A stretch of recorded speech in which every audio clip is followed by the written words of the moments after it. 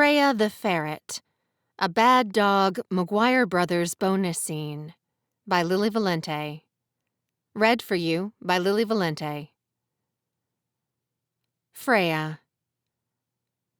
I was taken from my mother when I was very young, too young to recall her exact scent or the brush of her tongue on my fur, too young to learn all the things I know she would have taught me or to hold safe the secrets she had to keep. My mother was troubled. I remember that much. I remember the fear in her eyes when the big hands reached into our kennel and the way she trembled in the darkness after the hands were gone. And I remember the last thing she said to me as I was ripped away from her warm belly. "Don't fall in love, Freya," she barked as she clung to my last remaining sibling, a tiny, frail thing whose name I can't remember now.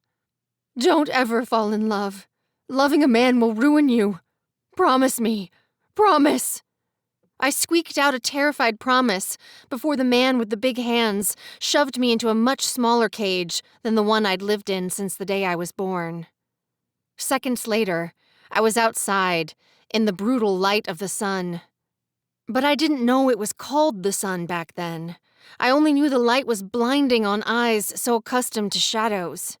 It felt like it was attacking me, stabbing me, wounding me from the inside out. For a time, I thought maybe this bright, stinging force was a man. It certainly felt like it was going to ruin me, the way Mother warned a man would. But eventually, after a long ride in the back of a stinking truck, I learned what the light was and became acclimated to the glare beating down on the kennels spread out on the blue plastic tarp at the local flea market. One of the other prisoners, a cat with a crimped tail, who had been for sale the entire weekend, told me everything. He also warned me not to bite the children the man with the big hands would allow to hold me. "It's the only way out," he whispered in his creaky voice. "And you must get out, little one. Creatures as young and small as you don't last long in this heat. Pick the first pair of gentle hands and purr for them as loud as you can." I wasn't sure what purring was either, but I connected the other word to the tall, pale, mostly hairless creature that had taken me from my mother. So that is a man, I thought, shuddering as I watched the beast shove food into his face so quickly it ended up stuck in the fur surrounding his mouth. He barely stopped eating, even when another tall, nearly hairless creature stopped to peer into my cage, cooing softly. "Oh, how precious! Is she for sale?" "Yep," the man grunted, swiping the sleeve of his shirt across his lips. 200. Her brows lifted as she glanced his way. 2? Isn't that a little high for a flea market ferret without her shots? Who's probably way too young to be separated from her mother? "This one's savvy," the cat whispered. "Purr for this woman. Purr loudly and lick her fingers, and she'll take you away from this terrible place." I still wasn't sure what purring was, but I knew how to lick, and now I knew that this was a woman, not a man. That was enough to feel safe, following the cat's guidance. When the man pulled me from my cage, I went eagerly into the woman's arms. I snuggled into her soft chest and licked her fingers, and she made happy sounds that made me feel safer than I ever had.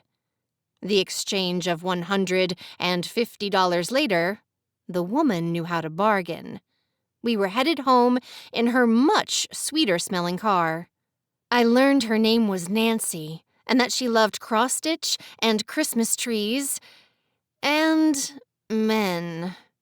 She loved one man in particular.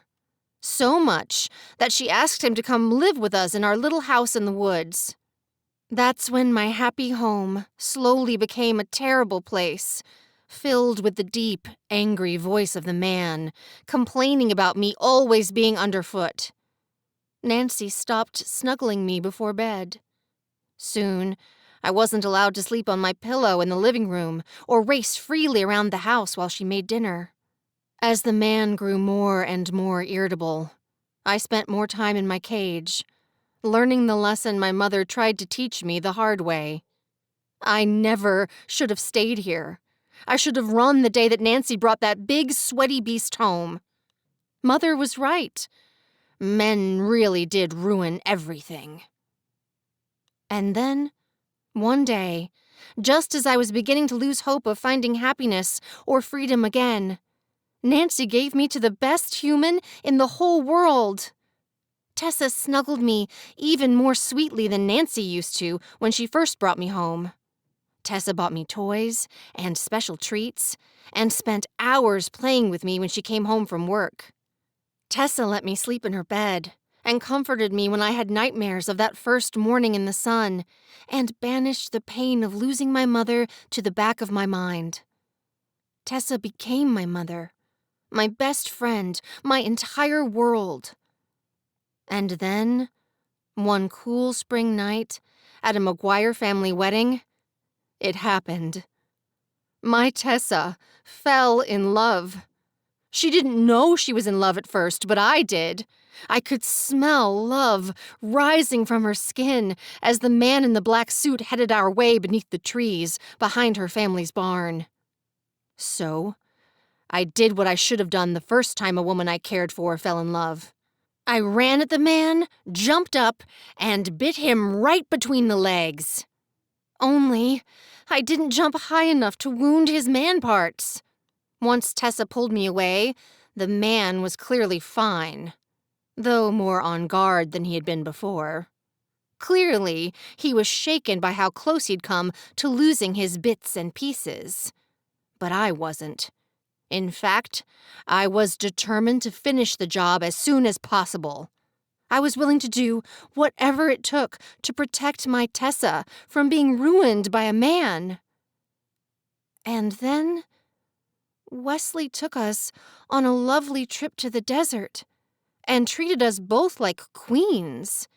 He listened to Tessa, loved her back, and never touched either of us with anything but tenderness and respect. I was in love with him by the time we reached Colorado.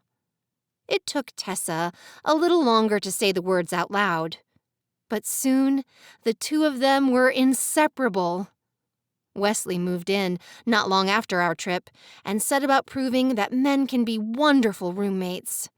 He never yelled at me for being underfoot, still brought me treats nearly every afternoon, and made my Tessa laugh and smile more than she ever had before. He also made her moan in their room behind closed doors, but she seemed happy afterward, and they always let me in to snuggle into my pillow at the foot of the bed before lights out. I didn't think our ever after could get any better. And then Wesley and Tessa got married. I wore my big blue bow to the wedding party later that summer, and we had our portrait taken in the vineyard, like a real family. Because that's what we are. We're a family, and the best of friends. So how on earth could they have done this to me? Oh no, Tessa murmurs, as I crouch in the corner of the living room, glaring at the hideous thing she and Wesley brought home this afternoon. She doesn't like him. I thought she would. She's so sweet with the other animals at family events. But the other animals aren't ferrets, Wesley says. Maybe that's the problem? Or maybe she just doesn't like seeing another animal in her territory. It has nothing to do with that, I chitter, wishing for the 100th time that Wesley and Tessa were smart enough to learn to speak ferret. Sadly, they are not, but I love them desperately, in spite of their inferior brains. Then what's the matter? The interloper asks, having the nerve to bat my ball across the carpet toward me. Don't you want to play? I don't play with men, I spit back. I've been around long enough now to know my mother wasn't just talking about human men. She probably wasn't even mostly talking about human men. It wasn't a human man who got her knocked up with a litter and left her to be kidnapped by a bad guy with stinky hands. It was a ferret man. Just like this one. Men are dangerous, I add, and I won't tolerate one in this house. The interloper cocks his head to the side. But Wesley's a man, and he's very nice. That's different, I bark. He's the exception, not the rule. Well, maybe I'm an exception too, he says, shooting me a crooked grin that makes his furry face look almost cute. Why don't you give me a chance? Wesley and Tessa said you need a friend, and I'm a pretty good one, if I do say so myself. I'm perfectly happy with the way things are, I duke, my tail flicking back and forth in irritation. I have all the friends I need. His grin fades, and his ears flatten. Oh, well, that's sad. I could use a friend. I've been in that cage alone for what feels like years. At the word cage, my chest begins to ache. I haven't been in a cage in so long, but I remember what it feels like. Tessa sometimes puts me in my kennel, but it isn't the same. I'm never in there for long, and she only does it to keep me safe. I'm sorry, I say, my tone a bit gentler. But I'm sure you'll find another family, eventually. Be sure to lick their fingers when they pick you up. That's always worked for me. Oh, okay. Thank you. That's good advice, he says. But he still looks so deflated and sad. And, well, he isn't trying to bite me, or fight with me, or steal my toys. Maybe it would be okay to play with him a little, just to show there's no hard feelings. Want to see my maze before you go? I nod toward the fantastic sculpture of tubes and wood that Wesley made and set up by the big window so I can see outside. The interloper perks up almost instantly. Really? Really, I say, but just for a little while. What's your name? Fred, he says, with another lopsided smile that shows a snaggletooth at the front of his muzzle. And you're Freya. They told me that. It's a really pretty name. The fur on my face, feeling a bit warmer than it did before, I chirp a soft, "Thank you," and lead the way over to the maze. Behind me, I hear Wesley whisper, "This looks like a good sign," and Tessa add, "Fingers crossed." I turn back to chitter in their direction, warning them that my display of good manners doesn't mean Fred is staying. Fred is just visiting and will soon be on his way out. Come the end of the day, I'll once again be the only ferret in this house, just the way I like it, safe and sound, with no bad men in sight. 7 months later. Fred. And that's how your mother and I met, I say, earning happy coos and grunts of approval from our increasingly large babies. She let me stay for the afternoon, but decided to keep me for life. You were just too sweet to let go, Freya says, beaming at me from the other side of the family-sized bed on the floor by the fire. And I thought your snaggletooth was sexy. Ew, gross, Naomi, our loudest, screeches. You guys! Old people sexy stuff is gross, Edmund, our youngest, says with his hint of a lisp. Let's go play, guys. The other four, Lucky, Jane, Jasper, and Plucky, dash for the play structure as Freya calls out after them. All right, but only 15 more minutes. It's almost time for bed. Turning to me, she adds in a softer voice, Can you believe they're big enough to think we're old and gross already? I laugh and shake my head. 3 months ago, the 6 of them were tiny pink things, no bigger than Wesley's thumb. Then they were tiny, whirling dervishes who kept all of us on our toes, including Wesley and Tessa. Now they're teenagers, with their own unique personalities and endless curiosity about the world around them, nearly ready to go on to homes of their own. I'll miss seeing them every day when they're adopted by other McGuires. But I know we'll always be family and see each other at all the family functions. And I'm secretly eager for more time alone with their mother.